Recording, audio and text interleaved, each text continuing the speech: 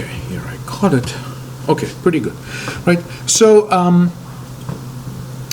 recall that we said that activity diagrams are purely procedural. So what could you potentially do? What could you do to make your activity diagrams more object-oriented, or at least have some sort of a reference to the object-oriented elements in your system? The first step in this direction is to create those swim lanes, right? So you essentially you can swim or move from top to bottom naturally most of the time, in these certain lines, and you can say that these activities could belong to different parts of your system, right? So you can have business objects that represent finance, business objects that represent customer service, business objects that represent fulfillment, and so forth and so forth, right? So you can basically spread out this way and this way to separate lanes, right? To indicate that the activities are taking actually in different layers or tiers of your system. Okay, then what you can do also, and I will do my best to sort of like demonstrate this to you, is that you can basically take this down like this, all right, and you can essentially indicate sometimes what you also can do with this, right? So we will extend this example by our own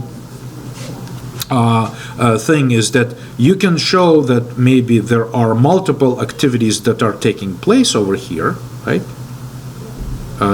And then, in addition to these vertical separation lanes, you can also sometimes add horizontal separation lines, right?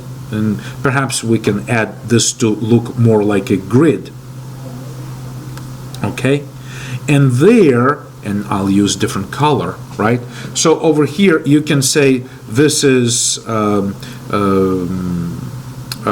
don't know, like this is inventory class, okay, right here. This is receipt class, and this is, I don't know, payment, right? Payment class. So you could further, use notation for separate swimming lanes, not just indicate, certain types of or groups of business objects. Sometimes they could correspond to packages in your Java application, right? But additionally, you could make it look more like a grid.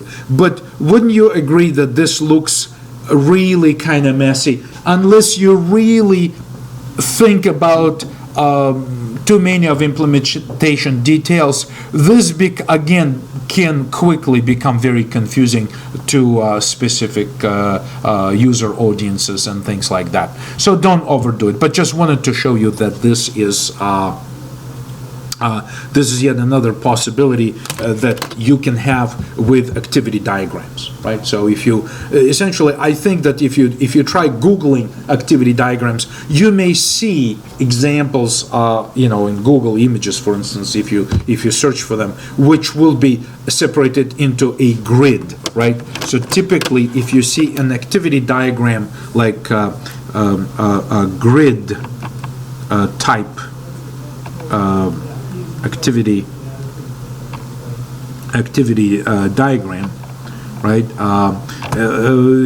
That usually indicates, or at least is trying to make references to an actual software classes being used with certain parts or activity. So for that, typically you need parallel swimming lanes, and you need the individual cells that represent in single objects or maybe groups of objects to show that this activity is directly implemented by these objects. So interesting possibility, but I would say that in many cases, don't waste your time. This may be something that can easily change in software. All kinds of decisions can be made, and maintaining the clean state of all of these diagrams with so many little details becomes a huge burden, or if it just becomes a more burden than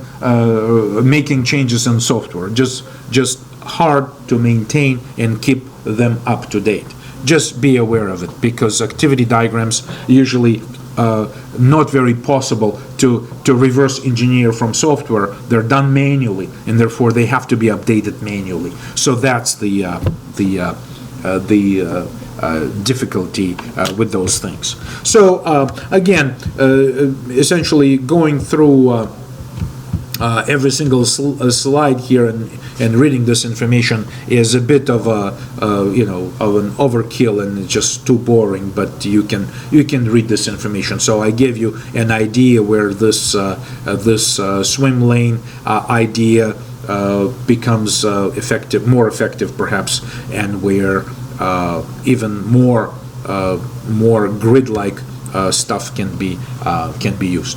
So when to use activity diagrams, like I said, business workflow, parallel processes, that's where you want to use it. So that concludes our presentation for sequence, state, and activity diagram. So in our title, activity diagram is missing, but I can assure you that basically use case diagrams, class diagrams, sequence diagrams, and state diagrams are extremely effective. They're great tools, highly recommended. Activity diagrams are more of a choice than a required, type of step. So they really don't add much to an analysis, like the real, analysis that directly helps software development process. They're just additional information that may be helpful for you to understand a lengthy and complicated processes. All right. So that does it for today in terms of our presentations. That just wraps up perfectly for us, and we can go and answer questions and work on specific issues.